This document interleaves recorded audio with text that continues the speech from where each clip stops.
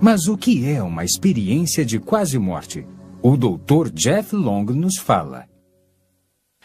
Bem, conforme o termo experiência de quase-morte sugere, essas pessoas sofrem um episódio no qual ficam gravemente comprometidas fisicamente.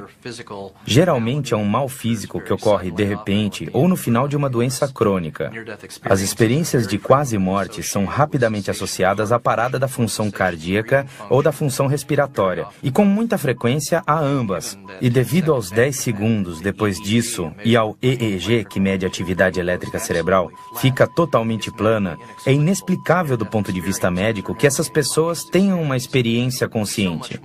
Há muito mais provas de que ocorrem mais coisas nas experiências de quase-morte, o que não se explica do ponto de vista médico.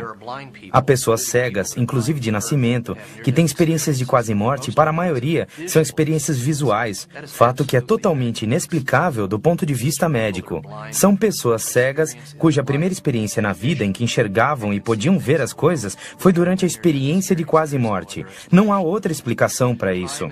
Há inúmeros relatos de pessoas que têm experiência de quase-morte onde a consciência se separa do corpo. Por isso, de um ângulo privilegiado de suas consciências, elas conseguem ver e ouvir o que acontece em torno delas, enquanto estão sendo ressuscitadas. Frequentemente, elas conseguem ver com detalhes incríveis tudo o que acontece em volta. De todas as experiências de quase-morte que estudei, onde a consciência se separa do corpo e dá para ver eventos do cotidiano, praticamente tudo que descreveram era totalmente plausível. E todas as experiências de quase-morte que estudei, ao buscar confirmação do que viram, enquanto a consciência estava separada do corpo, todas as vezes, com exceção de um caso, tudo que viram e ouviram estava totalmente correto. E não há explicação para isso, para a consciência separada do corpo no momento de uma parada cardiopulmonar. Para aqueles que pensam que as experiências de quase-morte não são legítimas, gostaria de lembrar que há pelo menos de 12 a 15 milhões de americanos que tiveram uma experiência de quase-morte. É um número significativo de uma experiência comum que afeta tanto a vida deles que não importa a causa da experiência de quase-morte, nem as ideias sobre por que ela ocorre. Creio que não há dúvida de que, devido ao número de vidas afetadas, faz sentido estudá-la. É um fenômeno incrível e são muitas as implicações oriundas dele. Um dos médicos que vivenciou isto em primeira mão é o Dr. Melvin Morse, do renomado Hospital Infantil de Seattle. A experiência de quase-morte é, de fato, a experiência da morte. Todos nós teremos essa experiência quando morrermos. A interpretação da experiência é controversa. No entanto, é um fato científico, e não um sistema de crenças de que teremos essa experiência quando morrermos. Houve 3 principais pesquisas importantes de experiência de quase-morte nos últimos 15 anos. E todos os 3 estudos registram que essas experiências são reais e que acontecerão conosco quando morrermos. Então, as velhas ideias de que essas experiências eram causadas por falta de oxigênio no cérebro, ou que são alucinações causadas pelo caos no cérebro no momento da morte, ou causadas por drogas que ministramos aos pacientes ao ressuscitá-los quando estão morrendo. É claro que essas ideias eram teorias científicas respeitáveis, mas acabaram não sendo verdadeiras. De fato, a experiência de quase-morte é uma experiência de morte, e isso é um fato científico e não uma opinião. O Dr. Tony Lawrence, da Universidade Coventry, ressalta: a consistência dos relatos dessas experiências sugere que isso não é um mero produto de substâncias químicas do cérebro, porque os estudos de efeitos das drogas mostram que quando damos uma droga a uma pessoa e a mesma droga a outra, ocorrem 2 experiências bem diferentes. Podem haver algumas semelhanças gerais, mas não no nível em que se encontra nas experiências de quase-morte. Então uma luz brilhou do corpo do anjo para a escuridão, para que Daniel pudesse ver com mais clareza.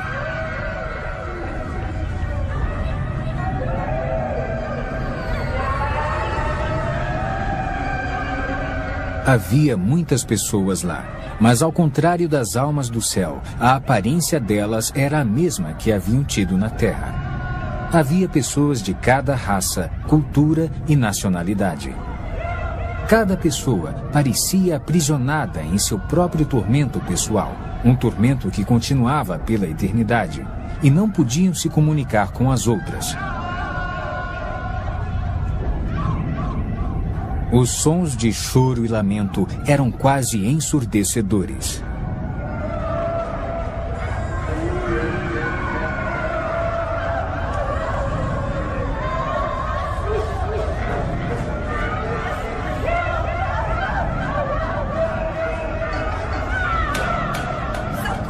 De repente, todos pareceram notar a presença de Daniel e começaram a gritar-lhe pedindo ajuda. E chamavam apenas por Daniel, como se não pudessem ver o anjo.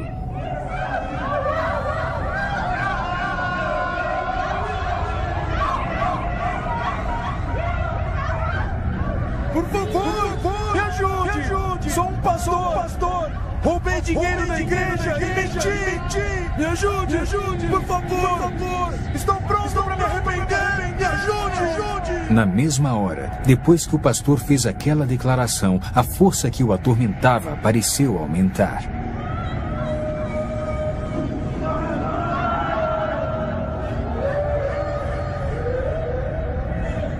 As pessoas tinham carne, mas não sangue, e quase pareciam estar pegando fogo, embora nenhuma chama pudesse ser vista.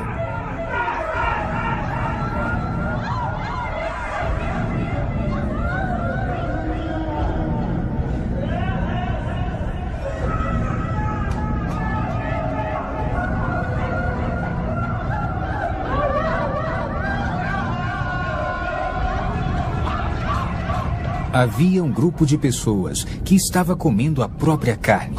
Elas vomitavam o que comiam e a carne crescia de volta. Isso continuava em um ciclo interminável de tormento.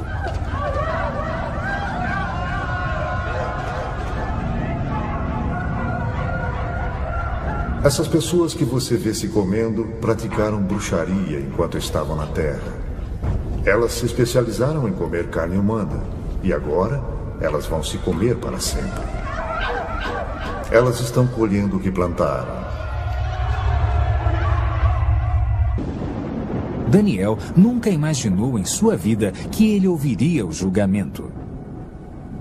Daniel, se o livro de sua vida fosse fechado hoje, isto lhe caberia? Não! Eu sou um pastor! Sou um filho de Deus, eu nasci de novo. Eu prego por todo esse país. O país que eu não pode ser. Não pode ser. Chega.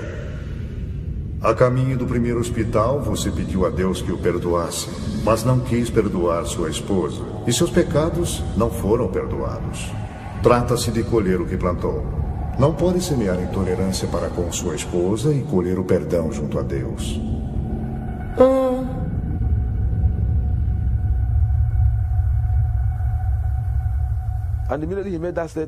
No instante em que ele disse aquilo, meu espírito me convenceu que o que o anjo havia dito, ou o meu julgamento, era verdade. Eu não disse não, porque me lembrei que havia brigado com minha esposa na quinta-feira. E na briga que eu havia tido com ela, eu a havia ofendido. Então, na noite de quinta-feira, ela bateu em minha porta. Não abri a porta para ela. Então, na sexta-feira de manhã, ela bateu de novo em minha porta. Não, na sexta de manhã, ela acordou e saiu. Ela disse, bom dia. Eu não aceitei. Não falei com ela. Fiquei em silêncio e parti na sexta de manhã. Entende o que eu fiz? Porque minha esposa me provocou. Ela me ofendeu, ela fez uma coisa errada e eu fiquei com raiva dela. Fiquei irritado. E não aceitei a sua saudação. Parti na sexta-feira. Quando estava voltando, sofri um acidente e morri. Por isso, o anjo me disse que minha esposa havia me oferecido a paz. e eu não a perdoara, e me voltei para Deus e pedi que Ele me perdoasse. Ele não me perdoou, e eu iria para aquele lugar. Então eu chorei, mas não disse não. Não recusei o julgamento. O julgamento era verdadeiro para mim, porque eu sabia que, no fundo, eu estava zangado com a minha esposa. Eu estava pensando no que fazer com ela. Pensei, minha esposa me esbofeteou, me bateu, o que vou fazer com ela? Fiquei pensando no que eu iria fazer. Por isso, no fundo, eu estava irritado e acredito que Deus estava julgando o meu coração. Ele disse que eu não havia perdoado minha esposa e não estava perdoado.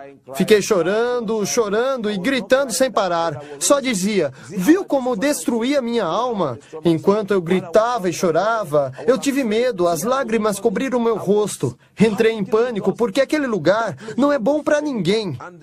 E o modo como estavam as coisas, se Deus quisesse mesmo me mandar para o inferno, nada o impediria. Enquanto nós discutíamos, um grupo de pessoas, milhares de pessoas estavam sendo mandadas para o inferno.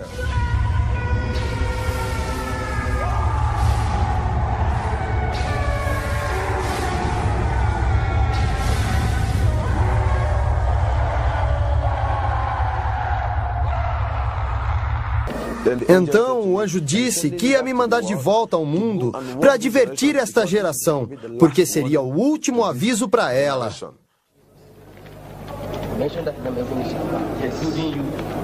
Com as orações, o coração dele começou a bater. E este é o atestado de óbito.